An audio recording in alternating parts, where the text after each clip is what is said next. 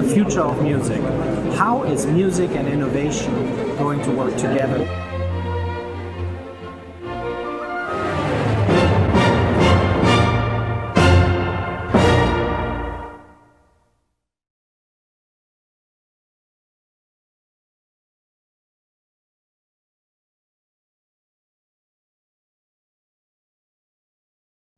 Hi, Alex. It's good to have you on.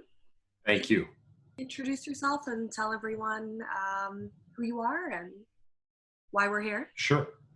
My name is Alex Olegnowicz. I'm the CEO of Symmetrica, an online platform for concerts and performances. And I'm coming to you today from Toronto, my home, which we're slowly transforming into our new studio because of the current conditions. Of course. Tell us a little bit about your background, your personal background, and then, for instance, how you got started in visual effects, your production background, and then kind of how Symmetrica was born. I moved to Canada about 25 years ago, and I wanted a fresh start when I switched countries. I'm originally from Mexico City. I moved here, and I went straight into television production. I was doing documentaries for about 17 years. We got an Emmy nomination for Best Visual Effects on a Documentary. And then a few years passed, 17, almost 20 years, and I decided to change a career. I moved to Brazil for a few years. And a friend of mine took me to see Beethoven's Ninth Symphony with the Symphonic Orchestra of the state of Sao Paulo. I was on the first row and I got blown away. I knew a little bit about classical music. Being there, being in the, right in the center of Beethoven Ninth, which is very suitable for this year's anniversary. I became a little obsessed with the idea of doing something with music, applying all the technology, all the knowledge in production that I had and streaming into music. So I created Symmetrica and we started doing online concerts with the little difference that you can choose which camera you want when you're at home. Also, we do the regular streaming, so people who don't want to be switching cameras, you can follow the director's cut.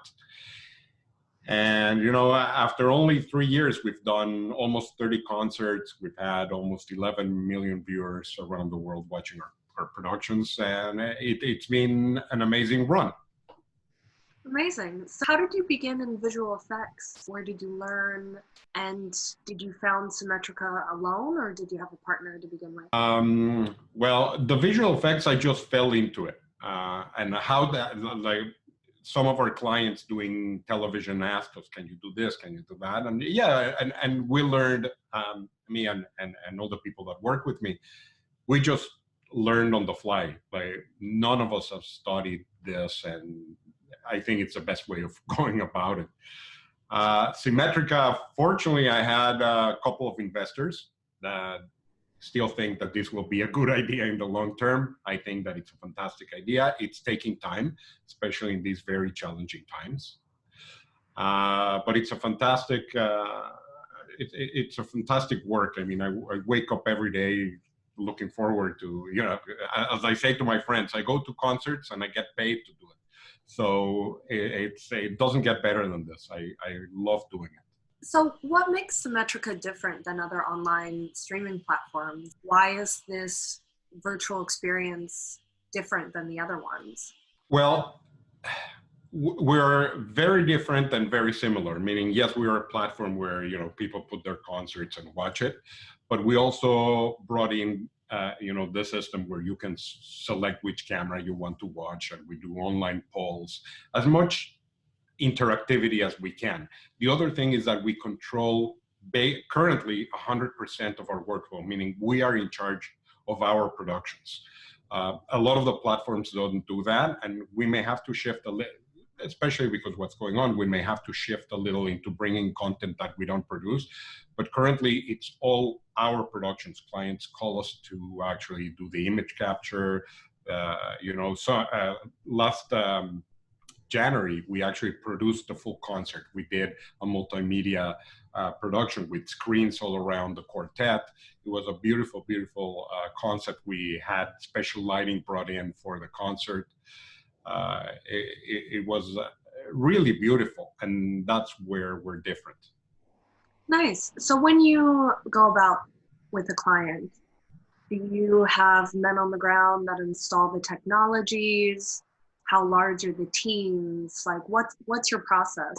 Well, first of all, we talk to obviously the performers, what they want to do, and it can be very little. Like we're trying to do something with soloists, to full orchestras. Right now, we're working with the opera company here in Toronto, with the National Ballet of Canada.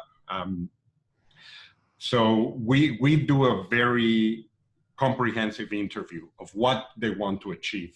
That's where I start.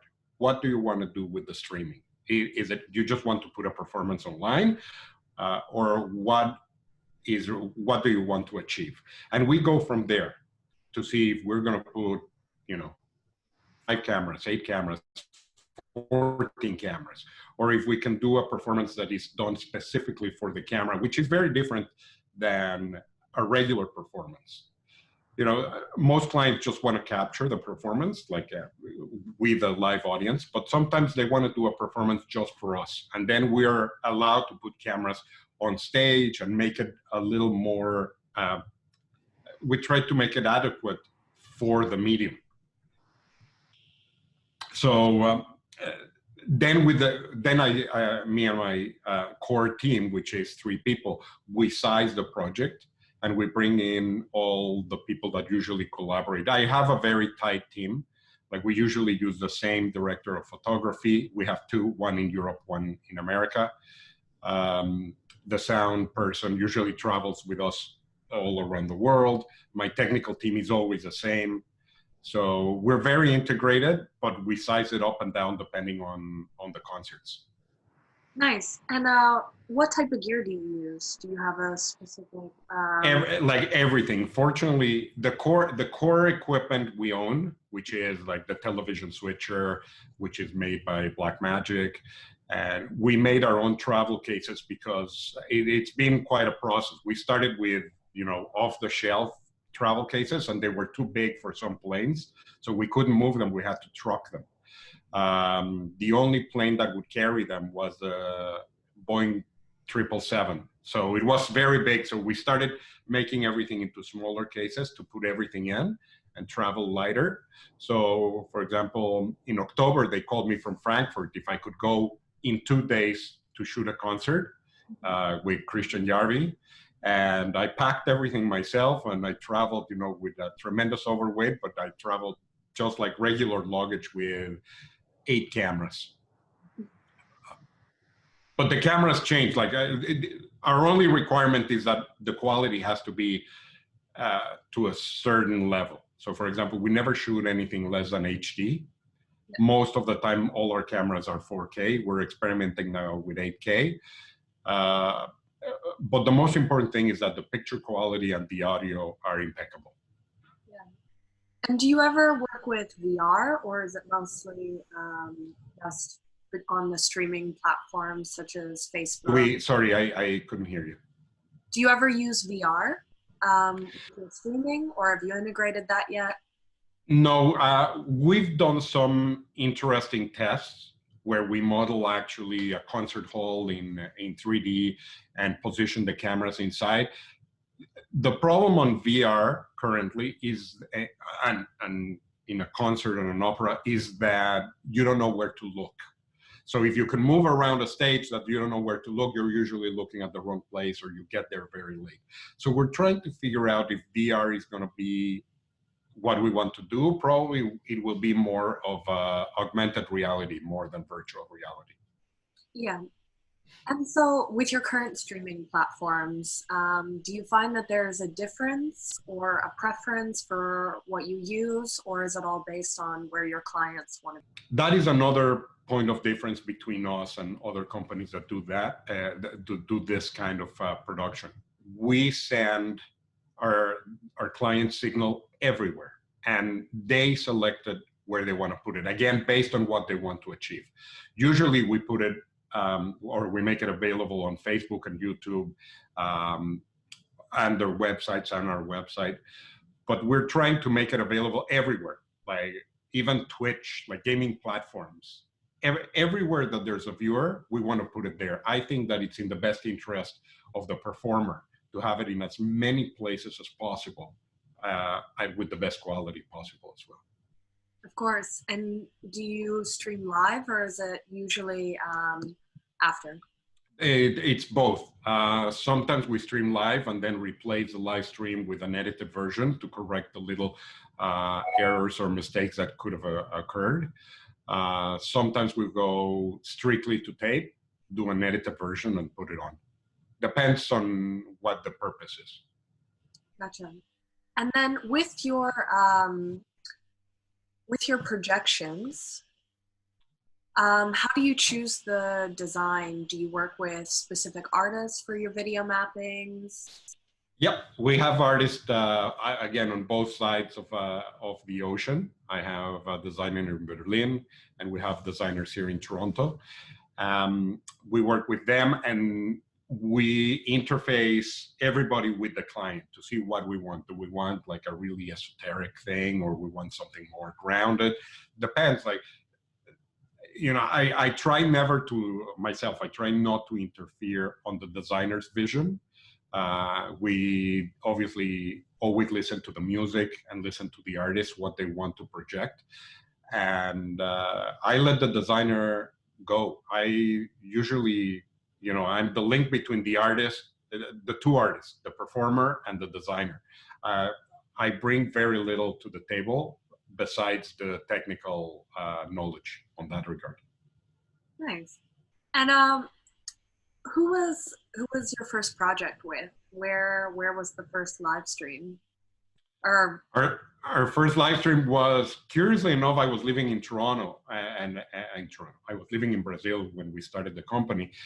But our first client was with the Toronto Symphony Orchestra, and they hired us to do 24 concerts. It was the Canada's 150th anniversary, and the Toronto Symphony and many orchestras around the country did a special program that they would commission Canadian composers to do new music. And that's how we got engaged. And after, you know, after the first few concerts, then I started getting calls from Europe and from America or the US to start streaming their concerts. So we worked quite with a few companies around the world. which actually brings me to one of your latest projects with Canada, the Mosaic. Mosaic, the project Mosaic, yes. Yeah, can you tell us a little bit about that? What was that like? It was all over Canada, and how did you tackle such a project? This has been, the Mosaic project is a fantastic initiative. It's not my project. I was invited, and when I was invited, and when I heard about it, I just said, whatever you want. Elisa Lee, who's the violinist and one of the four principals of the quartet, called me and said, listen, we're playing 14 different pieces that were commissioned. Each piece is a different province or territory in Canada. And we're traveling with this concert. And the last concert will be in St. Catharines, which is about an hour from Toronto. And we want to do something very special. And I was like, I listened to the music. I saw what they had been doing around the whole country. And I fell in love with everything. I fell in love with the four of them. And I fell in love with the project. It was so outstanding. And it's, you know, when everybody wants to work together to create something out of this world, like you just run with it. And it was really, from their part, a project of full passion. It's full, every concert is full of kids and people drawing and creating, you know, visual art based on the music. It was fantastic. So they brought me on board a year before the concert, and we planned it, you know, in several stages. It took a long time to plan this. And I think the result is really beautiful, not because of us, it's really because the project is fantastic. And it's available on all those social platforms. Nice. So, are there any projects aside from that one that really stand out for you and that have been not only challenging, but really special in terms of what Symmetrica can offer? You know, the concerts is part of it, and it's, although it's the most important component of what we do, it's not everything. We have a couple of projects, one that slowed down a little bit because of the current pandemic situation, which is called Music Makers, where just because I'm in touch with so many musicians and conductors around the world, we're doing basically a show where I follow them. I travel with them. I sit down for coffee and dinner with them and their families, and try to get a little more of who they are, why they do what they do. The obvious question always is, where do you find the inspiration? But it's more than that. Like, what is a day like for a musician? Which is very different than what you think it is, or what we all do every day. They're practicing and they're singing and they're humming. There's always music in their head. So this is an amazing experience. I've had really some incredible opportunities to interview Christian Jarvi and his whole family. Has been outstanding. We're doing an episode with Gianandrea Noceda, who gave me the opportunity of following him in New York, in Washington, D.C., and in Milan. He's a really charismatic and bright, beautiful conductor, and his family is outstanding. We had such a great time in Milan. Now that Milan is closed down, I remember we went for risotto, and we had such a good time. We have it all on tape, and it will be on the show. So that's one of the shows that we are currently doing. And the other one, given the current situation, is called the Music Cafe, where we will do something similar, interview people online and try to do it live. Probably will start in a couple of weeks. We're trying to do it very different. There's an invasion right now of people playing online, but we want to do something special, something that it's not, I'll sit down and play a piece of on my violin or on my cello or whatever. We want to be able to talk again and to bring the humanity also to the music, which is what's keeping everybody happy these days. Which brings me to my next point. How do you think Corona has an impact on the music industry and streaming? In one sense, platforms like you're talking about and platforms like Symmetrica have advantages. You're already in the online world, but without being able to host live concerts. How is this changing, and what do you see for the? It is incredibly difficult. I mean, all our clients, or not necessarily our clients, our friends as well. There's a lot of orchestras that we're in touch with that they can't perform. Their musicians have been laid off, or they can't play. So it's a tremendous impact, and we've been trying to figure out how to help everybody, through these coming weeks or months that are going to be hard. So we offered our platform for free for everybody. The problem is that nobody can play. So they have to stream it in the best way possible, via Facebook Live or YouTube or whatever. But we're looking, further. What will be after that? And I'm really focused on creating enough content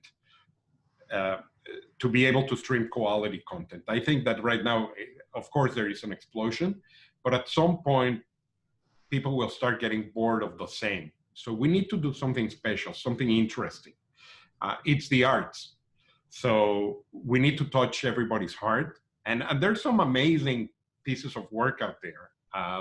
Rotterdam did a portion of Beethoven Ninth, curiously. The Toronto Symphony did this week, Appalachian Springs. Beautiful. It's very inventive. So we're looking at that, how we can help everybody with the infrastructure that we have. so that they take advantage of it right now, and hopefully in the future we will be back on stage quicker than we want to be, and bring more of that. This actually gives us an opportunity to think, how do we do this in an environment with less musicians and no audience, and create something interesting? So that's something we're thinking about, talking with a lot of people, because that's we have the time to do it right now. Do you think the virtual world will ever replace live? No. Sorry, I interrupted you, but no, definitely no. What we do is we use our platform, like everybody talks about social engagement and whatnot. I think that it's awareness what we need to do. We need to make people aware of remove the classical music stigma, or the opera stigma, or the ballet, and show them that with our technology, with the virtual presence, what they can watch when you're at the concert hall, or at a stadium, or at a Cirque du Soleil show, or whatever. The physical presence is very important. And that has been shown by cinema throughout the last century. Everybody thought, TV is going to kill cinema.